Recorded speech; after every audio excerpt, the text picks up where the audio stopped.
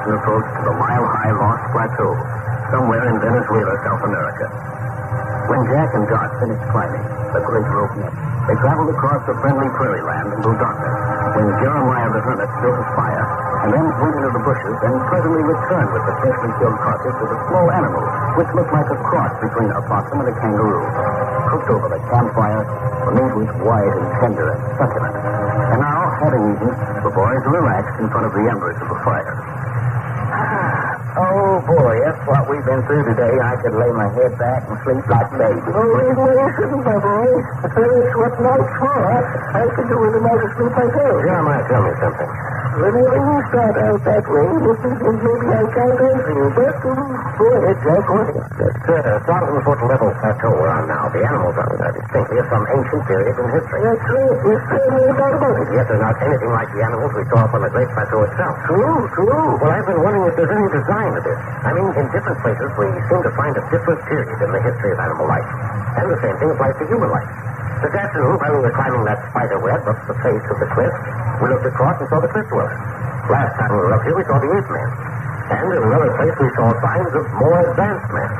What I want to know is, what's the meaning of all this up here? That I do not know. But as to the life on this plateau, I can tell you this much.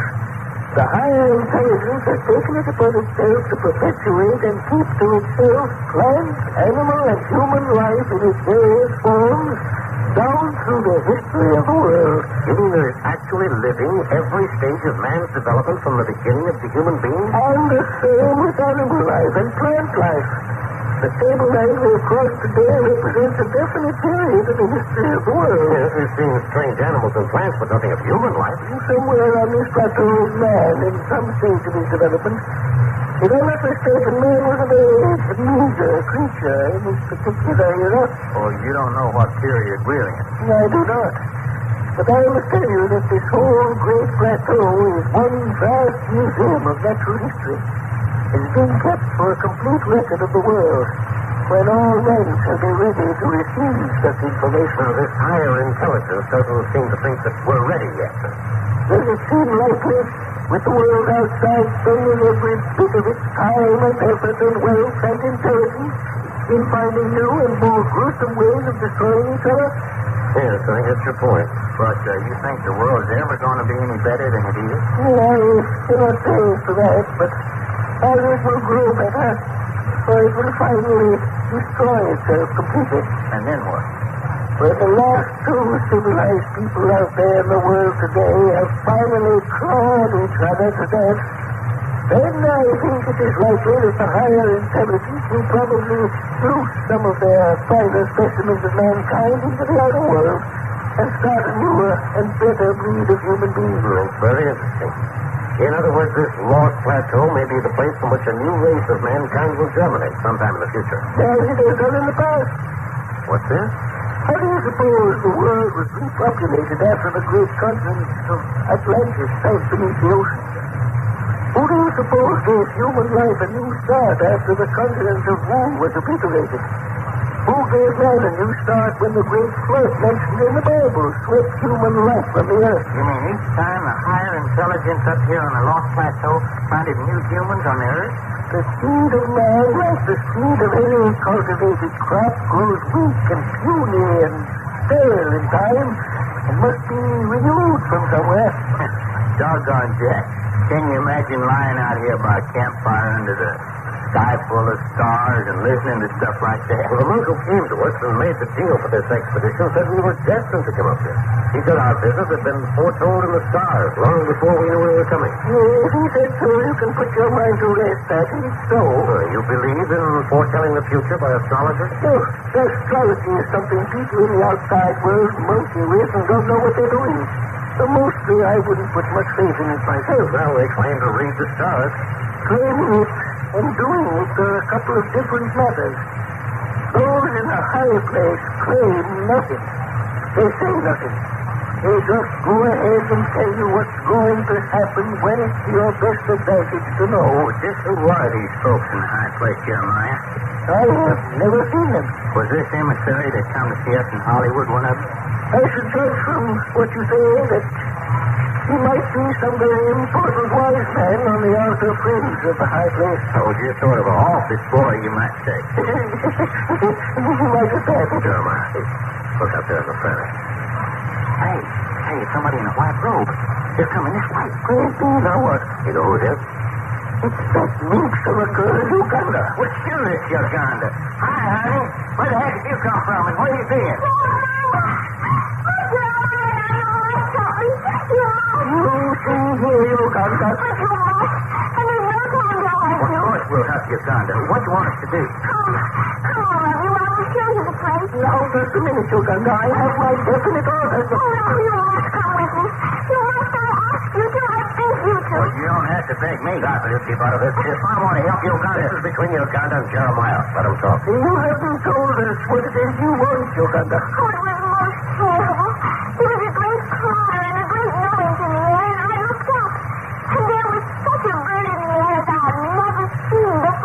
Airplane? Airplane? No such things are allowed over the Great Plateau. What happened, Uganda?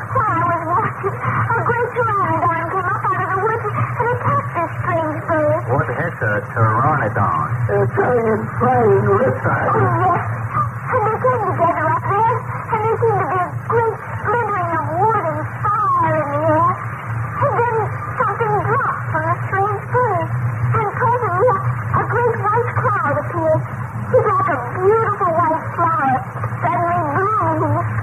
Parachute.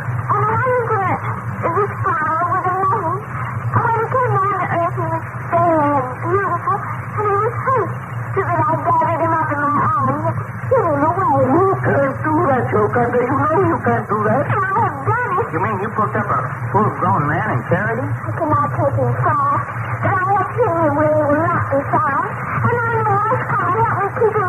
That is forbidden. Just a minute, Jeremiah. From what Uganda says, it sounds to me like this might be a flyer from my own country. If he's hurt, we ought to do what we can for him. He was not supposed to be over the Great Plateau. Having been brought to Earth, he must be turned over to those in the high place. I wonder quite right, Uganda. You're a young spirit, a headstrong soul. You have many lives to live before you will be trusted.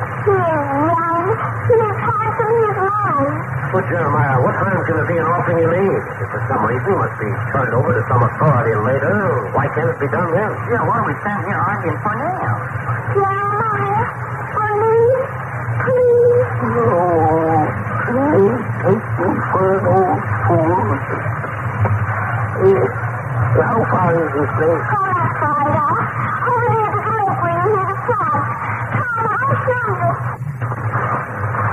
I'll walk up ahead with you, honey. Don't be fired with a woman to make trouble. Oh, don't take it so big, Jeremiah. That's taking you moving. No wonder I've never been allowed to live on the high plains. Always been around by the nose. The hermit of San Felipe Atabapo, and the hermit of San Felipe Atabapo, I'll always be. Well, I wouldn't say that's such a hard light of it offhand. Well, I didn't realize there was a lake this close to our camp. Yes, hidden by the grim bushes. Jack, come this way. Huh? What's the matter? Where's your daughter? Jack, she said, take off your clothes and follow me. There'll be other clothes for you down below. And then she dropped off this white robe and dived straight down into the lake. She did what? Look, here's a rope to prove it. She's been gone for 2-3 minutes now. She must have gone somewhere. Jeremiah, what are you doing? This roaming. Did you going to dive into that lake? You boys were the ones who were so keen on following Uganda. Well, all right. Slip off and let's follow her. Honest to my grandma. Hey, Jamie, you are. So much you. Now, what are we supposed to expect at the bottom of this lake? There must be some place fit for human habitation down there. Bottom of a lake? Sounds like a hangout for a school of mermaids. Just where did she die from, Doc? Right where you're standing, almost exactly. Very well. Follow me down. Well, Uganda and Jeremiah can dive into a pitch black lake in the middle of the night. What are we waiting for?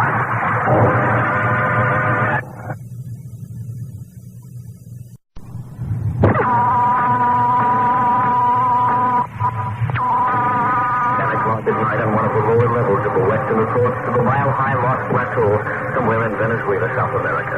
The girl Uganda had entered the great caverns of the lost river of Bom Future with Jack and Doc and the hermit Jeremiah, and then had vanished within the midnight labyrinth. When Uganda returned, she was breathless and excited. She had a story to tell. An airplane had flown over and had been attacked by one of the great flying prehistoric reptiles. The pilot parachuted to Earth, but had been injured in landing. He was young and exciting, and instead of putting him in the hands of the higher intelligence, Uganda hid him away. Now she's come to Jeremiah for help. Jeremiah was angry, but he and the boys followed her through the night to the edge of a lake lying dark and mysterious under the stars. Without a word, Uganda dropped her rope from her shoulders, dived deep into the lake. Jeremiah grumbled, but he did likewise. That left Jack and Doc standing on the bank alone.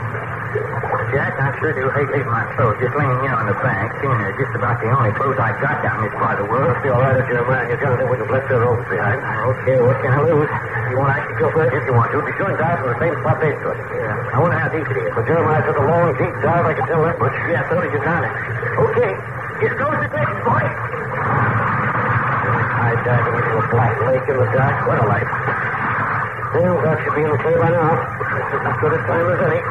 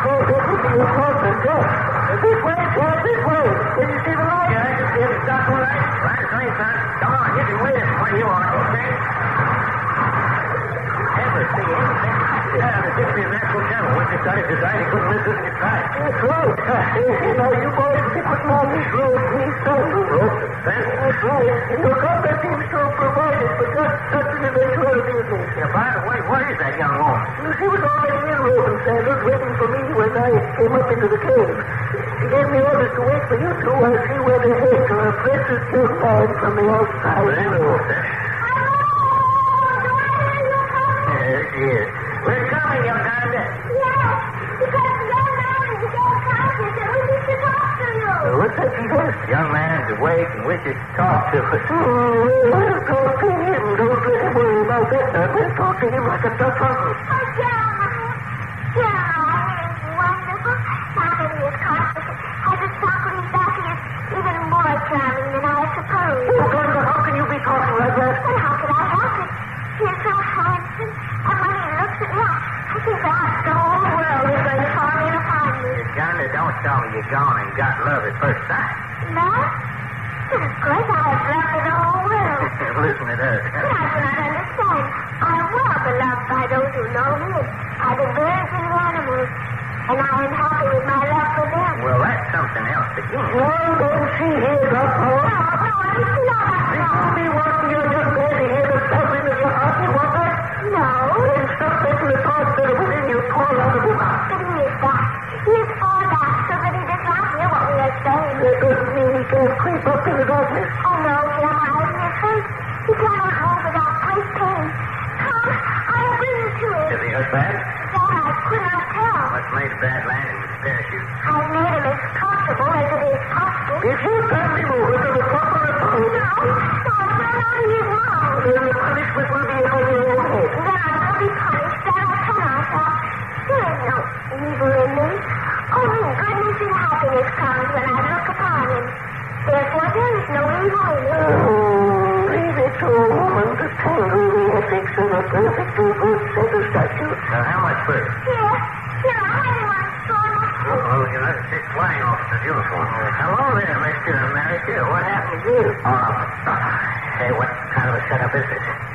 First I'm rescued by a girl, and now here's a couple of boys from the United States.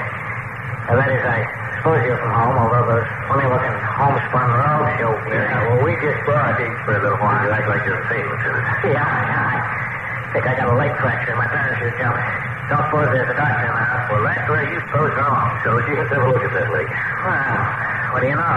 Not only friends from home, but a doctor. Well, I'm not a doctor, but I can take care of a broken leg if that's all that's bothering you. Well, if you can do that, by the way, my name's Johnny North. Lieutenant Johnny North, huh? No, you do the inductions, Doc. We'll have a look at this leg. Yeah, well, I'm Doc Long, A1 detective agency Hollywood, and the fellow who's examining your leg, Jack Packard, my sidekick. Very happy to know you. Right, you're all right. Yeah, look, you didn't break your ankle outright. Yeah, I guess so. Couldn't be any more painful. That's right. Can you take Doc to someplace where he can get something I can use as flint?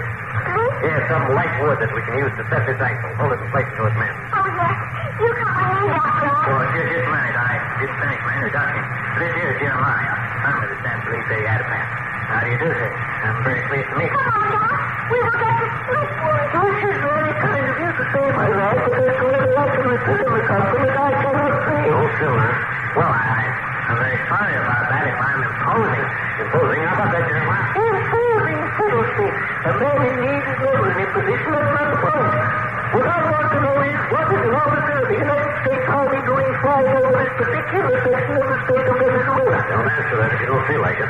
Well, I'm assigned to an American flying unit in Venezuela. This morning I got off my course, and the next thing I knew, I was over strange territory. Strange is right. Oh, well, the fire, friends, you can't tell what direction you're going. What's the purpose of flying around to those airplane constructions? We have to be right. Watch it now, this may hurt. Well, most of the time we know where we're going. Oh. Hey, what are you doing? Back there. I'll get the phone back where I want it. Yeah. Oh, you claim you took off the top of my head. Why don't you saw the leg off and be done with it? The worst is over now. Taking advantage of a man when he's making light conversation. Now, it's over now. Think about something else. Yeah, it's that chance. Hey, by the way, who's that cute girl with you? What did you call her? Uganda? That's right. We're going out of the conversation, if you please.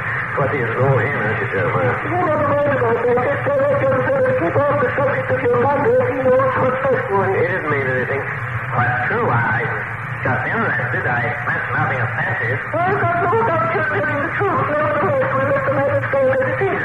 Is Doc and Uganda have to go far for what, Jeremiah? Yes, I wouldn't know. This being a part of the world I've never been in before. But it shouldn't be long, I would say. Hey, Uganda, we're on the edge of the lake again. Yes, but on the opposite side of the lake. The great cabin, which starts where we dived in on the other side, runs under the floor of the lake. And now here we are on the opposite side. Yeah. I wonder if we could get some of them big reeds out down at the water's edge. By waiting, we can get them. Well, then let's wait. Leave my sandals on the dry land. Yes, that is good. Nellie. Boy, it sure is a sky full of stars and a big moon besides. See out here, almost like early daylight.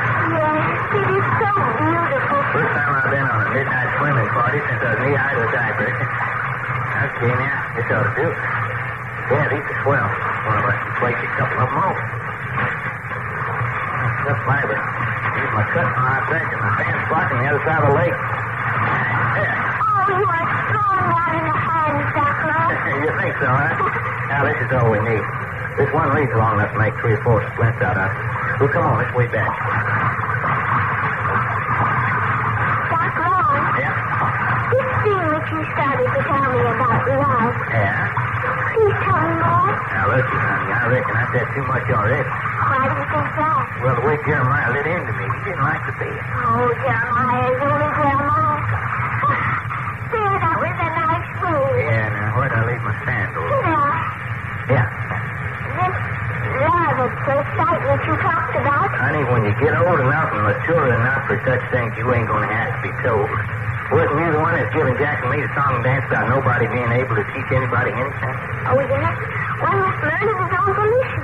Well, that's how it is about girl and boy love. Nobody can tell you about it. You open your heart and he opens his heart, and first thing you know, you're both up to your armpits in Cupid's arrows, and here comes the bride. You are wonderful, Doctor.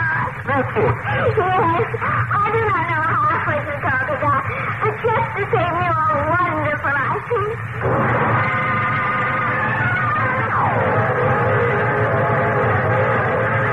Further adventures of Jack and Dot will come to you tomorrow at the same hour when you hear Jack say, "You mean we've got another test to go through?"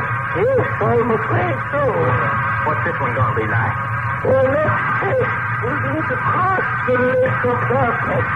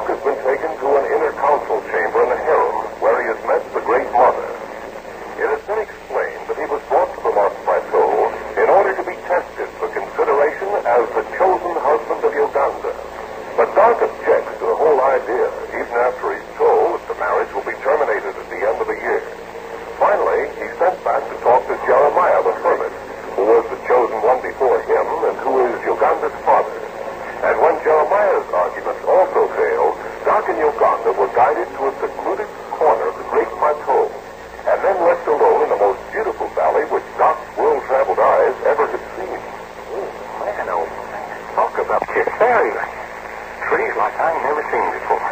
And look at them mothers. Who lives here anyhow? No one at this particular time. No one but the gardeners in whose care it has been entrusted. Well, I say one thing.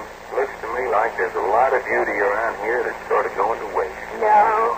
It all has its purpose. And that part will be made clear to you as we go along. Hey, that's the music again.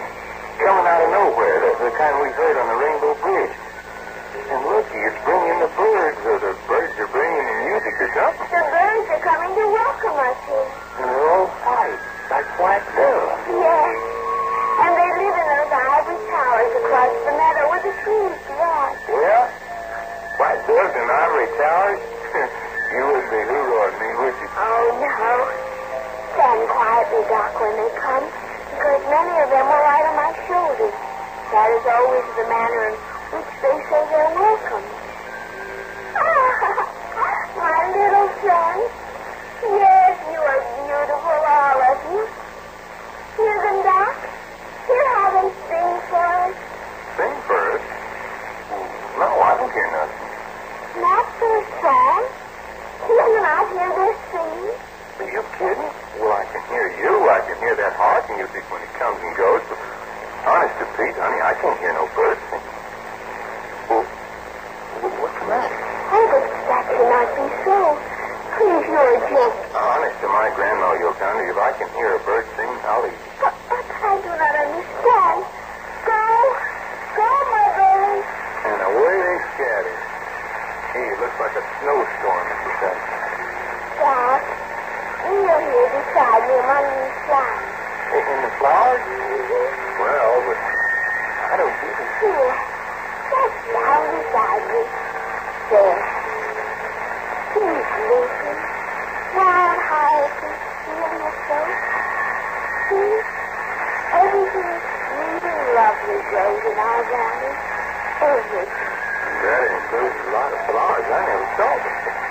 Look, this one isn't exactly white, yet it really isn't pink. Sort of maybe crazy. Yes, like a baby sheep. And that's what we call it, the sheep flower. And there's no flower in the valley whose fragrance is so delicate. Here, I'll pick this one. See for yourself. No, I guess it's too delicate for this old nose. I can't smell things. Doc, if you couldn't hear my birds sing, and you can't smell my sound, maybe then the keenness of your people lies only in your tongue. Maybe then you're one who can taste the hidden sweetness of the master fruit. The master fruit? What's that? Come, I will show you. Okay, to walk on the grass. Oh, yes. But about this here master fruit. The master fruit is the first fruit from which all other fruit in the world is descended. It is like a melon. It is like apples and peaches and pears. And yet it is different. Here, this is a ripe one. See? Comes off in your hand. Then you break it open like this. And here, take this piece and taste. It looks like peppermint sherbet or something.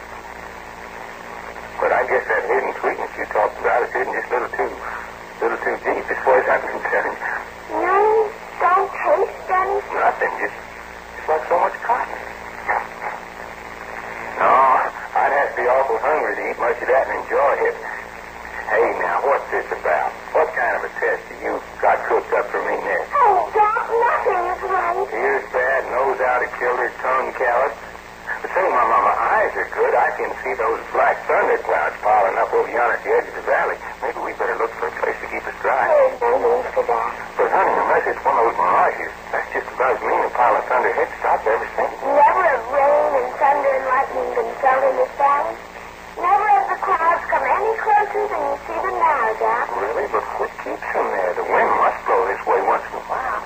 Doc, this place is called the Valley of Enchantment. Jeremiah and my mother lived here when I was born. And I will live here when my daughter in turn is born. I will live with the chosen one for a year. And I am the chosen one. Such has been the creed. Yonder, let's walk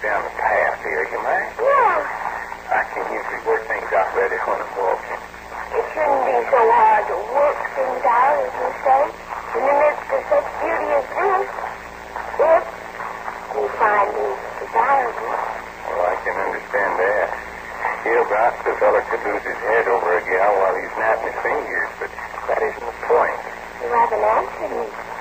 Well, you're lovely, young Dante. If I'd never thought of it before, I'd have known it today. I could give you great happiness, Ruth. That I am sure. Are you? I couldn't be anything else. It is written in the stars. Don't you see something in them stars about that young fella you met named Lieutenant Johnny North, that American flyer lost in the Great Plateau? You will, I think. You look far enough. Or maybe it's deep enough. We were talking about him yesterday in the cathedral, remember? And I told you then that I am a child of destiny. And my destiny is linked by marriage to you in this valley. You're so young, Patricia. I've been around with lots of girls. I've even been engaged. I'm not the kind to make a kid like you happy. Honest, you want Johnny North. No matter what we say, it all comes back to the same thing. I was born to marry the chosen one. And the chosen one is you. That is my destiny. And even as the music, the birds, the flowers all harmonize in this valley, so would our lives harmonize here too. I am convinced of that. Doc, Yes, you're done? look upon me, not as a princess, not as someone from a different land, but as a woman who is... Altogether too old for the years. Puts too much faith in that business of reading the stars. Doc, wrong. You leave it all for me to say. I do not understand you. Hey, looky here. Look. Well, what do you know? A stream of splashing water that don't make a sound. You hear nothing? Not a darn tinkle. I do not know why. We must cross the brook. Well, that suits me. Come on, I'm going to carry you across. Oh, but Doc, I am able to cross this brook Not myself. when you're with a gent from the old South. You see those rocks there? I'll just step across from rock to rock. It'll be easy. Come on. If you wish. Up we go. There. Now tell me, did anybody ever carry you over a brook before? No, never before. Just hang on tight. That's all there is to it. Hang on, the rocks are slipping. Oh, yes. Anybody ever tell you how light you are? No, no one. Well, you are. Just as light as a downy feather. And there we are. It wasn't a very wide brook, was it? You're a funny one. So young and yet so old. I have never had a man's arms around me like this before. Won't you be wrong? Like this. I've been waiting for you to say that. Well, honey, you tell us.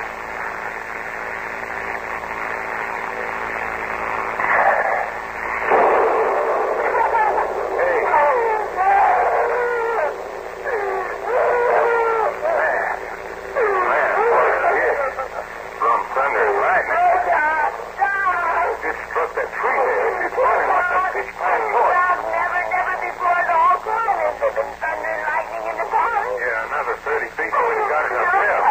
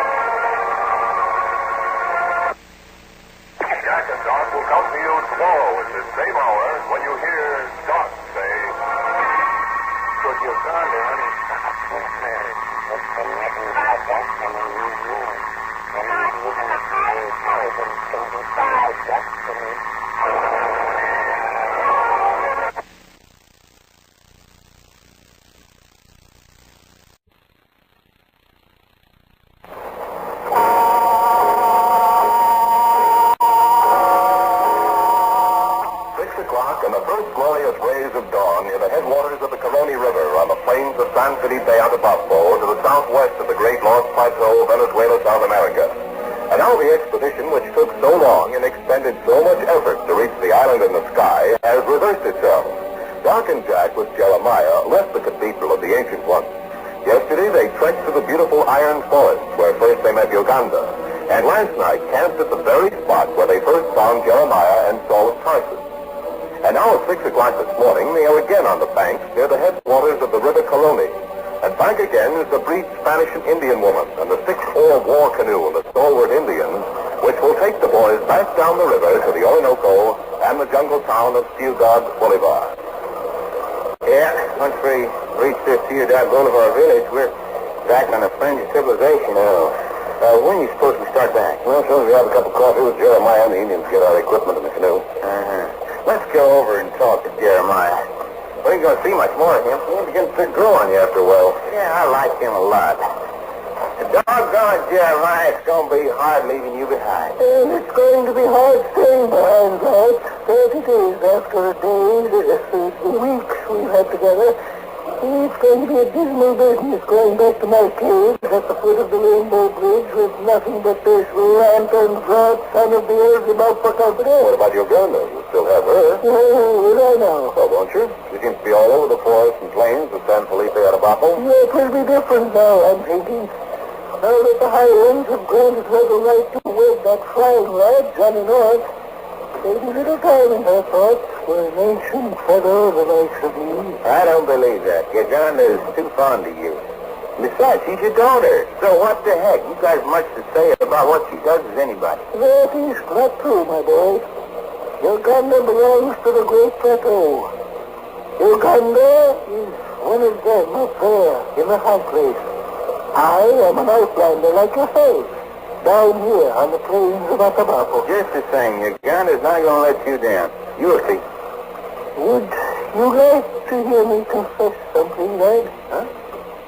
It was the greatest disappointment of my whole life that you did not marry the girl yourself. Well, Jeremiah, I just couldn't. I've never been able to look myself in a looking glass if I'd have done it. Besides, where could you hope to find a nicer fellow than Johnny North? No, you're fit, lad, I grant you, but it was not of that I was thinking. Huh? Well, how you mean? It was in my heart that you would spend a year required with Uganda in the Garden of Enchantment, as I did before you with her mother. And then I was hoping that perhaps you would come down here and join me on the plains of San Felipe. And become a hermit, the same as you are? Oh, well, no, my lad, what's the out of the way with that? It's a pleasant life, it's a free life, and you would not necessarily have to tie yourself up to a jackass as I have done to company. Well, I could never do it, Jeremiah. I'm a city boy at heart. I was Texas born, but I got Hollywood in my blood, and, well, I had just naturally willed on the vine, being down here forever. Besides, I need him in my business. Yes, you're a good pair, and you work well together. It would be a crime and a shame to separate you. Well, let's get the Indians to begin to break up camp. Oh, that's right. They'll be ready to start in no time, now. You know something? There's only one thing I was hoping. What would that be, lad? Oh, I was hoping that maybe... Oh, please be. It's Uganda. Hey, Jack, that's wonderful. I was just going to say I was hoping that we'd get to see Uganda again, and there she pops up out on the prairie. Hiya, honey. Oh, Doc, Lawrence, I was so much afraid you would be gone before I arrived. I thought we left you back up on the plateau. Yeah, in the arms of that there handsome Florida boy. Oh, but you did not think I would let my dear friends go until I had said goodbye? Jeremiah, you are not happy with me? Now, you see here, Uganda. Will you be making up your mind who it is you're in love with? That's Johnny North or my friend Doc Long here? Oh, no, Jeremiah. That is all taken care of in a high place. It is Johnny North with whom I will marry. Well, there's one thing you haven't thought about. So what is this thing I have not thought about, Jack Packard? Lieutenant Johnny North happens to be a flyer in the United States Air Force. I doubt very much whether he's going to be allowed a year's honeymoon. Oh, but yes. The ones in a high place will make that all right. You mean your top boys have got influence in Washington? No, here now, young woman. Oh, but Jeremiah... Take this bit of sausage and shove it in your mouth, and then perhaps you won't talk so much. Oh, but Jeremiah, you make set your fire. Hey, here's your coffee. And don't let it burn that pretty little tongue of yours. I will say this, though, in spite of Jeremiah. The influence which the Great Ones had is felt everywhere upon the face of the earth. The emissaries of the higher intelligence are in every capital of the world. And they are so wise and so discreet that they hold many important positions close to the rulers in every nation of the earth. Your brother. We pay no attention to the child. She's as full of squirrel grass as solid starches and toast. You do not need to try to cover up for me, Jeremiah. I have special permission granted me to reveal certain matters to Jack Packard and Doc Long. Special permission? That is true. Because they were brought here erroneously, because they have proved themselves men of honor and discretion, it has been granted that I should tell them some of the things which they must wish to know. Well, could you answer me this? Were we anywhere close to the really great ones, the real higher intelligence, any time on our trip? What? You were not. Oh, no. Not even the Great Mother, who is my mother, knows quite where they are. Perhaps somewhere in the Cathedral of the Ancient One. Perhaps somewhere on an isolated portion of the Great Plateau. That is something which is hidden from everyone until he becomes so near to perfection and truth. Let's see. Hey, here comes that breed woman from the Indians. Oh, then I must go. No, go where? Quick, send over that I may kiss you. Not me. The last time we kissed, I done near got plowed under with a bolt of lightning. Oh, but that was a wrong kiss, Doc. This time it is for the honest warmth of friendship. Well, okay then. There is much of greatness in you, Doc Long. May you one day find expression for the good which is in you. Jack Packard? Yes? Bend your forehead to me. Your kiss is because there is love between you and your friend, Doc Long. Perhaps it is through you that he will be guided to use the best that is within him. And now I must go. I will not see you again. Goodbye. Goodbye. When you look at her, talk about your antelope. I know that she didn't say goodbye to you, Jeremiah. She'd be waiting for Sire of Tarsus and me back in the woods, I have no doubt. Well, why didn't she want to be near this Spanish Indian moment? These people are superstitious. It is better they see as little as possible of things which they cannot understand. Here she comes. Man, ain't she an ugly bundle of old skin and bones. Uh-oh, what's she stopping for? They want us to follow her down to the boat. Yes, lads. I think this must be the parting of the ways. Well, come on, you're going to walk down to the canoe with us, ain't you? Oh, that I will, lads. And don't you say that woman's a bag of bones, but if she didn't have her hair straggling down all about her face and she had on something besides an old mother hubbard, you'd think different. Look at her walking along ahead of us. That's about your physique. I still prefer Betty Grable. Well, now, this isn't a bad little craft. What time do you aim to start? Now.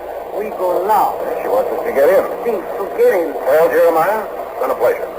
That it has, Jack. That it has. And great happiness to you. And you, Doc, you lanky, red-headed section. God love you. Doggone Jeremiah. I don't know when I hated to part with anybody so much. Oh, get along with you now before you have me howling like a banshee. Now, get in. Wouldn't you rather have us wait till you push the canoe into the water? No, you get in. Well, okay. They want to push the canoe off the beach with us in it. Why not? Some more of this sitting cross-legged in the bottom of the canoe. There. Oh, it's enough now. Oh. One more ought to do it. Oh.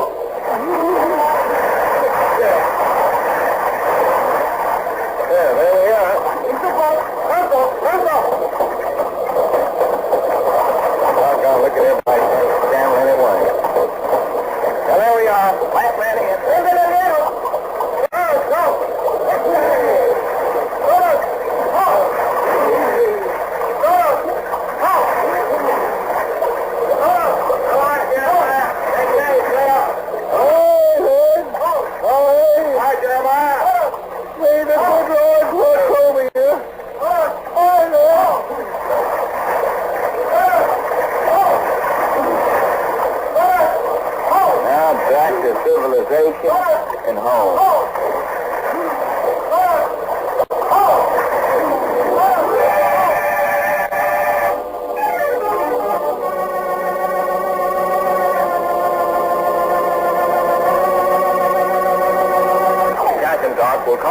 Monday at this same hour when you hear Jack and Dot meet Sir Richard Coyle and the beginnings of a mysterious journey to a house in the middle of the jungle where murder, mayhem, and madmen run loose.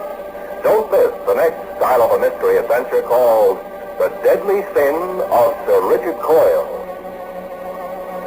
I Love a Mystery, written and produced by Carlton E. Morse, comes to you Monday through Friday, featuring Russell Thornton as Jack Packard and Jim Bowles as Doc Long, with Robert Dryden as the Hermit, Sarah Fussell as Uganda, Inga Adams as the woman, and directed by Mel Bailey. This is Frank McCarthy speaking. This is the Mutual Broadcasting System.